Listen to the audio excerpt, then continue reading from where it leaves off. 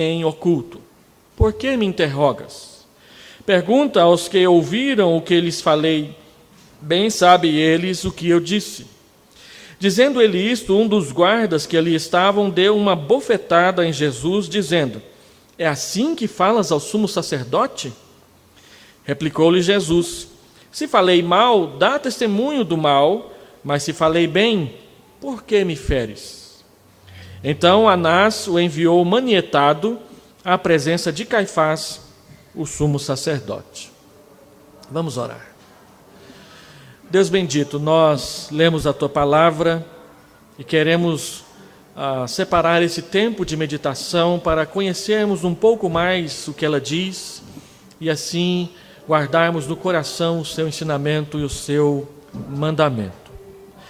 Permite-nos, Senhor Deus, sermos tocados por Teu Espírito neste momento, de tal forma que nossas convicções, nossas impressões, nosso jeito de ver e de ouvir a Tua palavra seja transformado. E faça com que as perguntas que Jesus faz sejam feitas também para nós, para que nossas motivações sejam testadas, sejam provadas e sejam aprovadas pelo Senhor na Tua presença. Nós queremos pedir essas coisas em nome de Jesus. Amém, Senhor Deus. A nossa relação com Deus, ela pode ser resumida, ainda que de forma um pouco simplista, em duas palavras: perdidos e achados.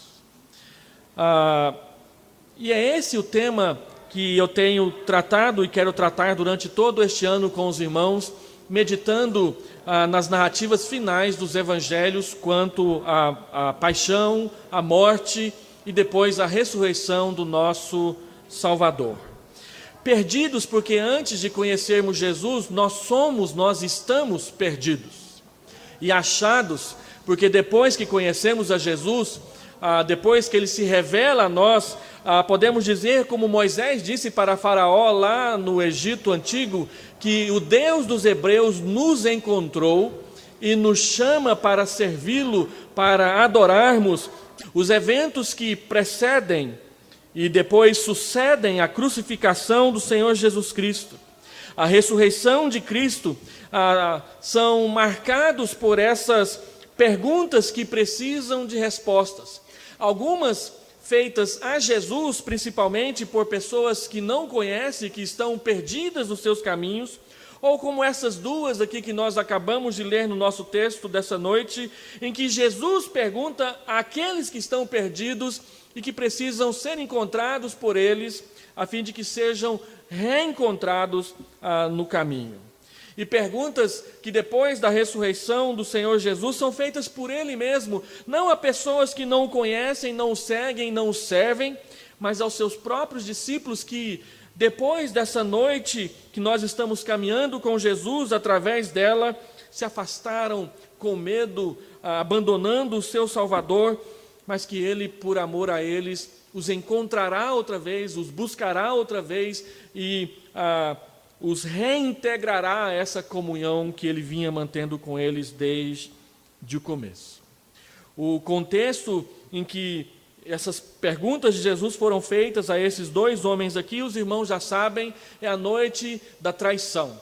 Alguns minutos antes, Judas havia conduzido alguns guardas do templo, alguns guardas do Império Romano, para poder prender a Jesus. Nós lemos aqui nesse texto que acabamos de ler, no versículo 12, que as pessoas que levaram o Senhor Jesus preso, a escolta, e essa escolta tinha até um comandante, a palavra que é traduzida aqui no texto original para comandante, ela representa aquele soldado romano que conduzia um pelotão de 1.000 homens. Olha que coisa interessante. Era até um soldado graduado que foi enviado ali mediante suborno, na surdina da noite, para junto com aqueles que estão traindo Jesus, ao prenderem e o levarem para um tribunal, para um julgamento completamente irregular, completamente ilegal, completamente fora dos padrões determinados pelo próprio Deus na sua palavra e pela lei judaica que estava em vigor no período em que o Senhor Jesus viveu aqui na terra. Esse encontro do Senhor Jesus com Anás, o sogro do sumo sacerdote, acontece simultaneamente ao acontecimento de Pedro estar negando o Senhor Jesus do lado de fora da casa. Enquanto lá dentro da casa de Caifás, numa sala separada, o Senhor Jesus está sendo interrogado primeiro pelo sumo sacerdote anterior, Anás, Pedro está lá fora negando o Senhor Jesus Cristo, usando palavras que não deveria usar para com ele. Isso tudo aqui está acontecendo no início da madrugada. Ali, depois da meia-noite, antes das 3h da manhã.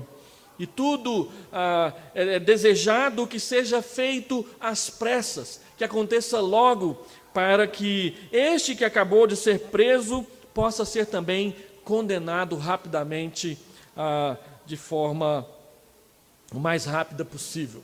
Essa semana nós vemos algumas acusações da ONU e da Unesco contra o imperador lá, o Ciro, que manteve várias pessoas presas políticas em uma prisão que rapidamente, pelas fotos de satélites, via o seu cemitério crescendo ao redor dessa prisão, à medida em que pessoas que não concordavam com aquele governo eram presas, interrogadas e ali mesmo mortas.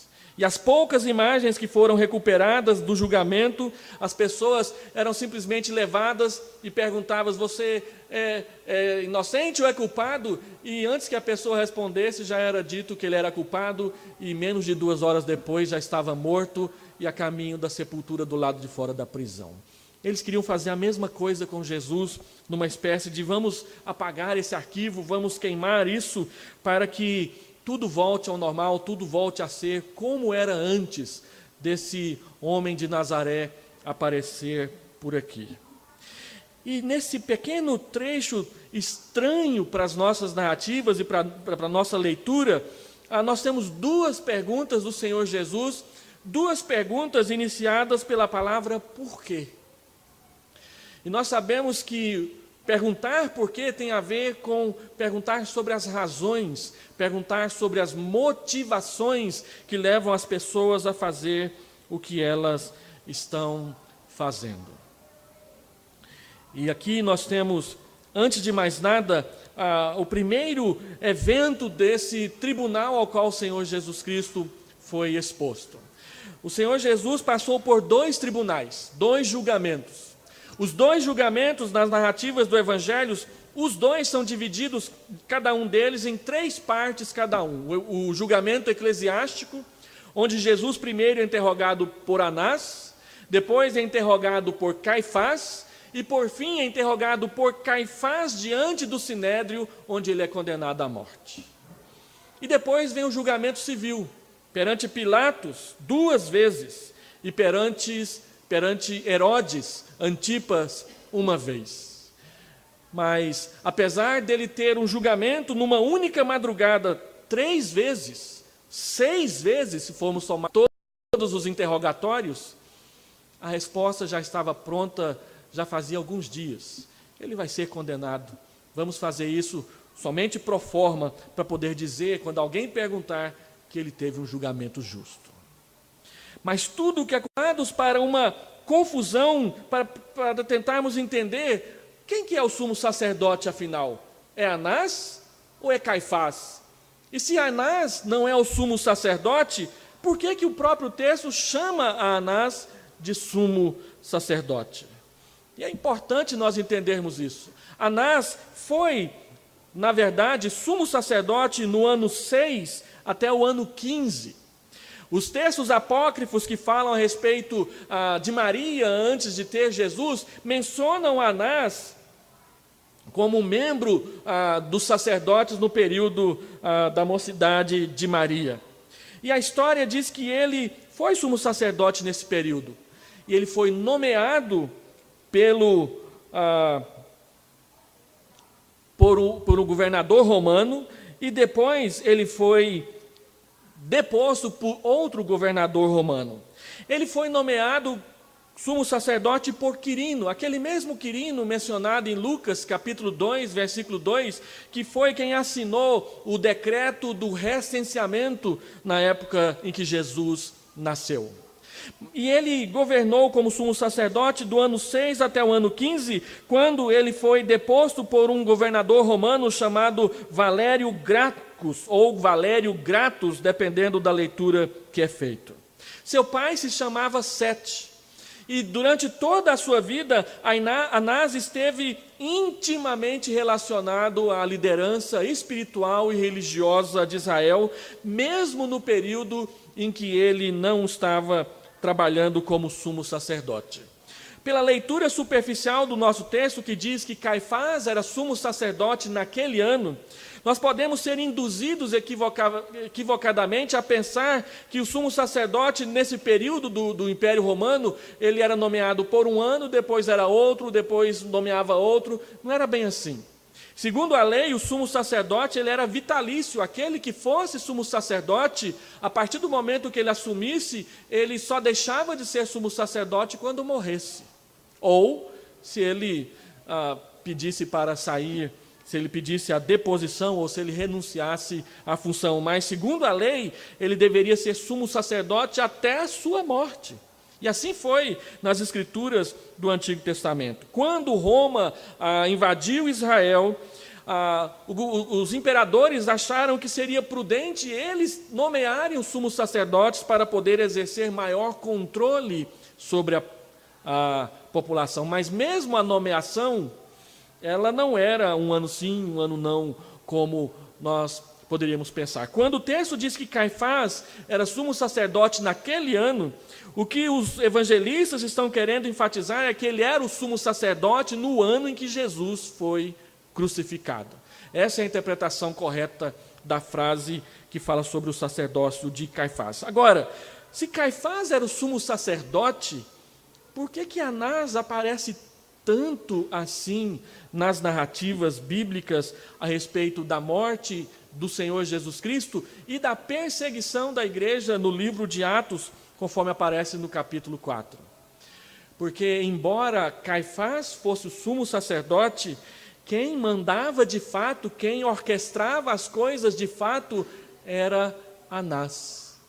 Nós estamos vendo isso agora no nosso Congresso, por causa da nomeação aí de um ministro que não deveria ser ministro, mas querem que ele seja, e o argumento principal é que ele deve ser ministro porque ele já faz as coisas que ele está fazendo nos bastidores do nosso governo.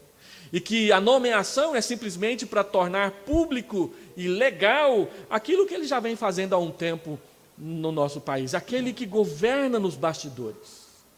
E quando você estuda com um pouco mais de atenção a história de Anás, você vai perceber que este homem foi de fato muito influente em todo o período da sua vida. Embora neste ano ele não fosse sumo sacerdote, a história diz que ele colocou pelo menos 5 dos seus filhos como sumos sacerdotes no seu lugar nos anos que vieram depois. Embora ele tivesse sido deposto no ano 15, nós estamos aqui por volta do ano 28, ele continua orquestrando e negociando com o poder político da época quem vai fazer o quê, e quando e onde e em que lugar. E é interessante observarmos que Caifás, que agora é sumo sacerdote, embora não seja seu filho, é casado com a sua filha. E depois desse período todo, ele ainda vai colocar um neto, antes de morrer, ele ainda vai colocar um neto para ser sumo sacerdote depois dos seus filhos. E isso num país pequenininho que é governado por invasão pelo Império Romano. Então, por causa dessa história dele, dá para você perceber a sua força. E como a lei dizia que quem era sumo sacerdote o era para sempre, isso justifica o próprio texto bíblico tratá-lo como sumo sacerdote naquele momento. Porque embora Israel estivesse debaixo do poder romano, e obedecia às determinações dos governadores romanos, eles não reconheciam o poder legal romano sobre eles, acima da lei de Deus, que dizia então que, de fato, Anás era o sumo sacerdote. Ele não era oficialmente e legalmente perante a lei romana, mas perante as Escrituras e perante o povo judeu, ele continuou sendo reverenciado como sumo sacerdote, mesmo depois de sua deposição. E ele tinha força para isso. Mas não é somente isso que caracteriza a vida de Anás na história do judaísmo. Quando nós damos um pouco mais de atenção à sua história, nós percebemos que ele não somente tinha influência política e religiosa em Israel, mas ele também, conforme alguns escritos da época, diz que ele era conhecido por ser muito orgulhoso, extremamente ambicioso e fabulosamente rico, com esses advérbios ligados aos seus adjetivos. Para os irmãos terem ideia, quando o Senhor Jesus entrou em Jerusalém uma semana antes, e em vez de ir para o palácio reivindicar ser o rei dos judeus, ele foi para o templo, e como seu primeiro ato em Jerusalém, ele entrou no templo e expulsou de lá os vendilhões, que ganhavam dinheiro vendendo ovelhas e fazendo câmbio dentro da casa de Deus. Será que depois de tudo que eu falei de Anás, dá para vocês pelo menos imaginarem quem foi que permitiu que aquelas pessoas fossem vender dentro do templo? Anás. Ele lucrava com tudo aquilo que aqueles vendedores faziam dentro do templo. Henry Daniel Ropes diz no seu livro sobre os costumes da época de Jesus, que haviam duas companhias que vendiam ovelhas para serem sacrificadas no templo. A lei dizia que quem não tinha condição de levar a ovelha, podia levar o dinheiro e comprar a ovelha lá perto do templo mesmo. E então, os sumos sacerdotes tinham duas companhias que eles permitiam vender. Uma tinha que vender as ovelhas lá fora dos muros de Jerusalém. E essa era a companhia que era concorrente de Anás. Mas aqueles que eram empregados e servos de Anás tinham o direito de vender as suas ovelhas lá dentro do templo. E quem precisa comprar as coisas e ter que administrar uma ovelha que fica pulando para lá e para cá o tempo todo antes dela morrer, sabe que é melhor comprar ela mais perto do lugar da morte do que mais longe do lugar da morte. E assim, eles pagavam mais caro, mais perto.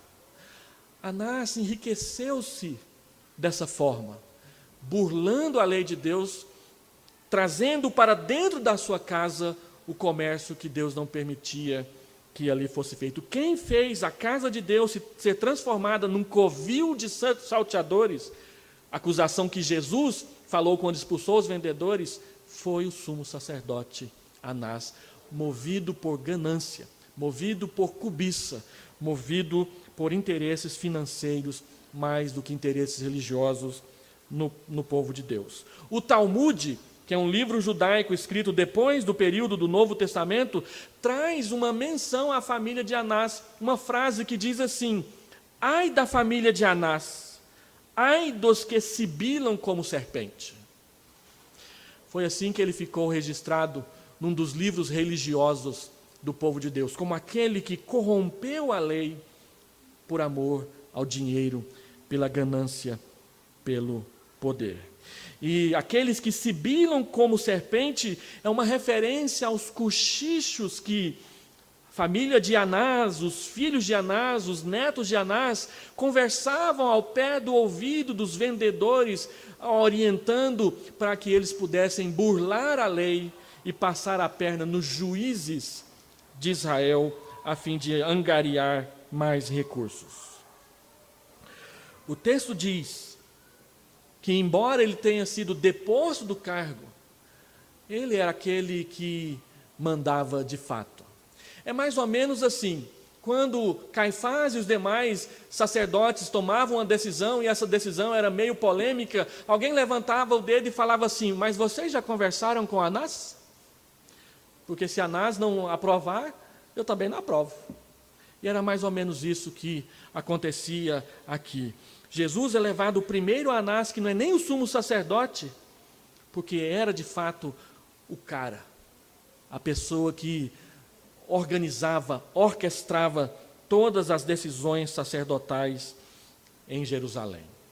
E os irmãos se lembram que no período interbíblico entre Malaquias e Mateus, 400 anos de silêncio, alguns partidos religiosos surgiram no judaísmo.